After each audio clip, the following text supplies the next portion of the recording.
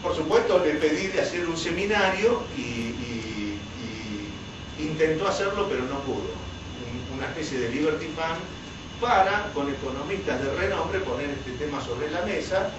Bueno, le aporté todo el material, todos los libros por el cual podíamos llevar, pero por una razón o por la otra, este debate no se dio. Yo siempre digo que toda revolución está antecedida por una revolución tecnológica. Y hoy la revolución tecnológica, que significa Internet, los blogs, Facebook, nos ha dado la posibilidad de interconectarnos, gente que no nos conocíamos y que teníamos ideas afines y que fuimos retroalimentándonos y generando el bloque que dirigimos, que se llama relativismo jurídico, porque esto es un problema de tipo económico, pero su origen está en un principio jurídico. ¿Cuál es la regla de juego de una sociedad? ¿Qué es lo que debe fundar el orden jurídico? Por eso es muy interesante la cita de Carl von Savigny, el jurista alemán, porque ustedes saben que tanto la palabra genético, la palabra evolución y la palabra código son palabras que nacen en el campo del derecho y las ciencias morales. Pero cuando Darwin se entera de estas cosas y ve cómo este tipo de razonamiento, que a partir de un principio de orden se puede generar todo un ordenamiento, le sirve para interpretar los procesos biológicos, es que estas tres palabras son secuestradas para el campo de la biología durante mucho tiempo. Y yo creo que es hora de volver a recuperarlas para el orden jurídico y por supuesto para el orden económico. Entonces, Carl von Savigny dice lo siguiente: la ciencia del derecho, como la geometría, se basa sobre principios fundantes y fecundantes. El principio de orden fundante y fecundante en una sociedad libre es primero que todos somos iguales. Los hombres todos somos iguales. Pero somos todos iguales. ¿Cómo somos iguales? Somos iguales en la medida que todos somos libres. Y todos somos libres en la medida que cada uno es dueño del fruto de su trabajo. Por lo tanto, el principio de igualdad está ligado a este principio que cada uno debe ser dueño del fruto de su trabajo. Por eso los principios fundantes de la Constitución es la Declaración de Derechos, artículo 14, donde dice claramente que cada uno es dueño de su vida y su hacienda, y que no puede venir ¿quién? ¿El vecino a robarlo? No, por supuesto que no. El Estado es el que no puede venir a robarme y a asaltarme a través de impuestos, que es lo que precisamente se quería.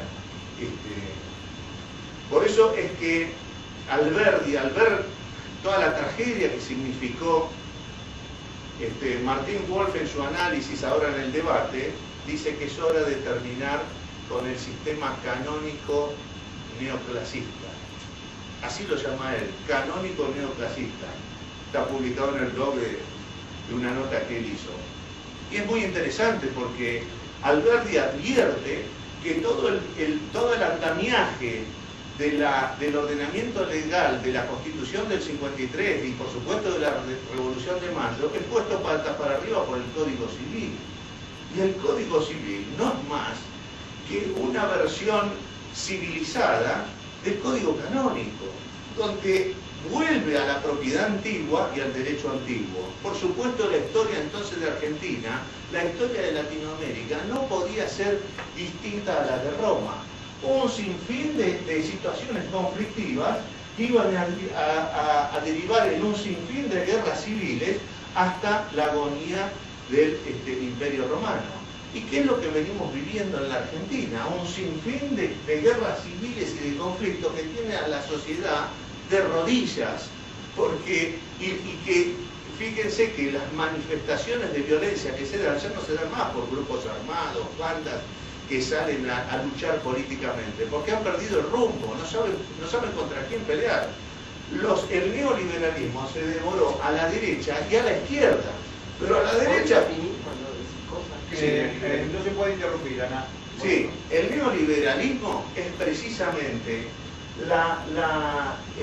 el grupo plantea que tienen en juego todas las ideas de la libertad, menos el principio fundante, que es cuál es el origen de los recursos del Estado. Es decir, que olvidan el principio de Carbon-Savigny, el principio fundante y fecundante, el principio de orden que da origen a todo un ordenamiento jurídico, económico, político. Porque cuando nosotros renunciamos al sistema rentístico, lo que estamos haciendo es renunciar al federalismo, porque las rentas son recaudadas por los municipios. Estamos renunciando entonces al federalismo, estamos renunciando a la división de poderes. Estas son las consecuencias de renunciar al liberal.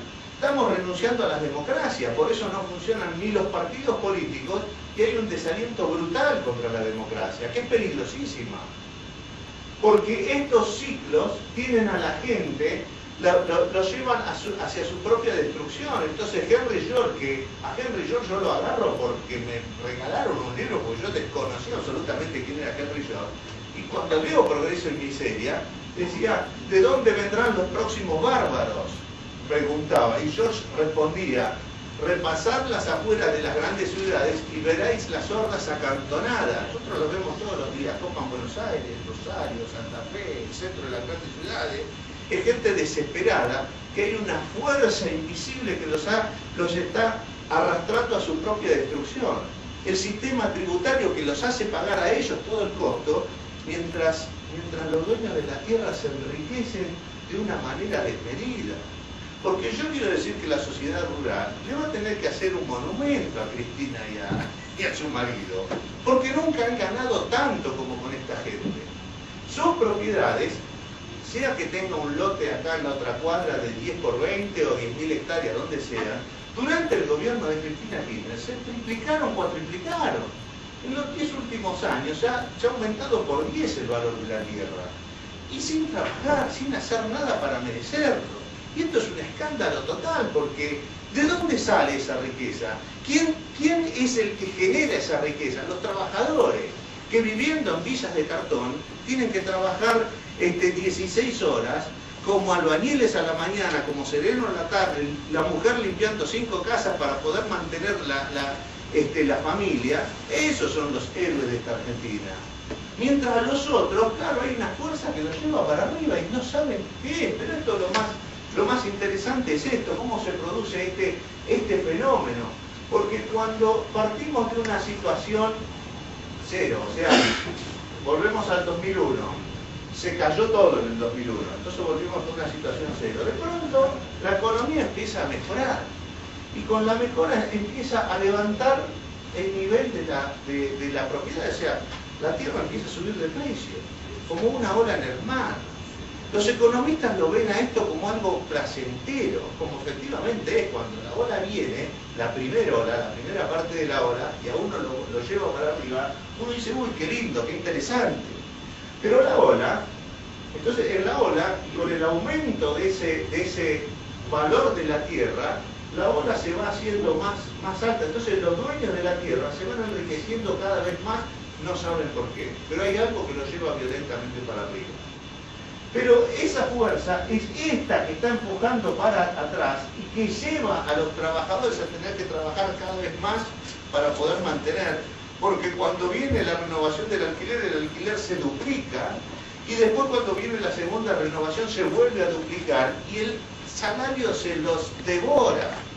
Entonces esta gente es arrastrada, el que vivía en un departamento de 3 dormitorios pasa a un monobloc, se separa y va a vivir solo. Estas son las consecuencias. Cuando uno dice, uy, qué impresionante la sociedad moderna, la gente no se casa, ahora no se casan más. Qué raro. Las nuevas generaciones están pagando a las viejas generaciones, porque hoy para casarse tenés que contar con $60.000, nada más, para comprarte un terrenito y después empezar a hacer la casa. Esto es imposible, hay una desconexión entre la economía real, que es el salario, y el real estate y las propiedades, que es insólita. Entonces tenemos que en una etapa de crecimiento del 12% aumenta la pobreza casi en un 70%. Entonces los pobres vienen para acá, empieza la violencia social, y entonces los grandes economistas que dicen, no, valemos esto.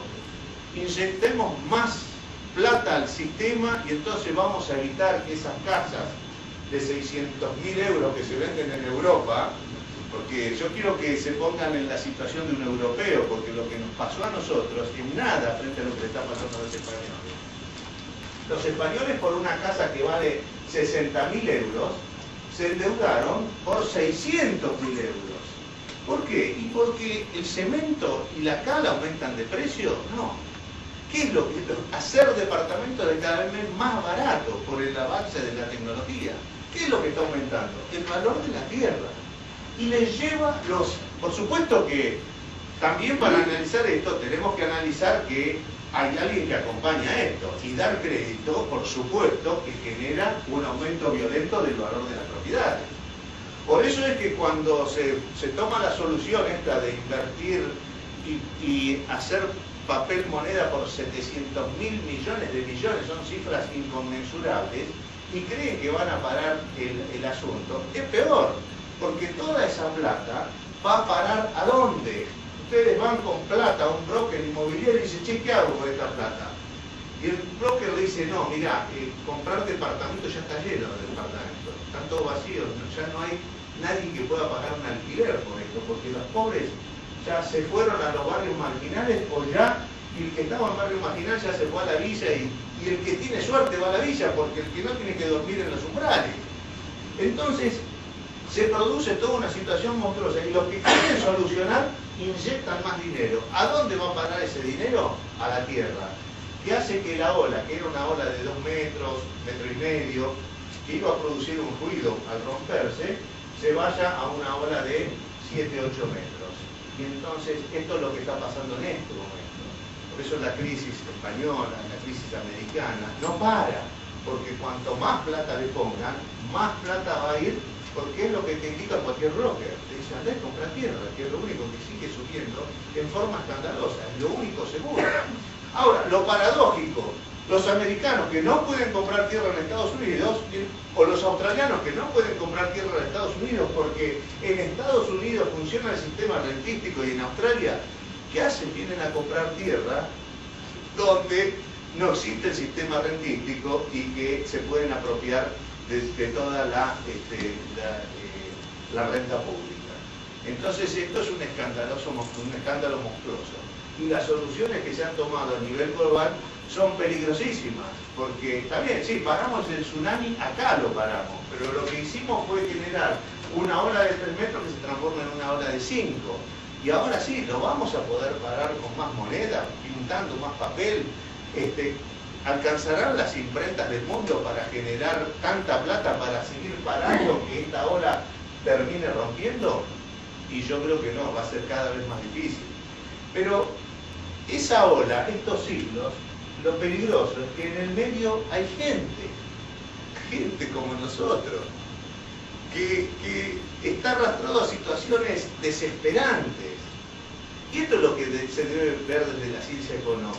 La ciencia económica debe ver la realidad, qué es lo que pasa en la calle, cómo puede ser que con un crecimiento del 12%, cómo puede ser que un país que ha crecido durante 5 años una tasa china del 8%, quede cada vez más pobre. Esto, hay algo en el sistema que funciona mal. Y esto es lo que venimos a plantear para que se tome cuenta y para que este tema que está fuera de los libros en las facultades de ciencias económicas y fuera de los libros en las facultades de derecho, y que ha sido el principio fundante de nuestra Revolución de Mayo, se trate. Porque ejemplos tenemos a montones. Australia, Canadá, Hong Kong, Singapur, Dinamarca, son todos ejemplos del cual tenemos para verlos mañana y empezar a imaginar soluciones. Tan simple como esto.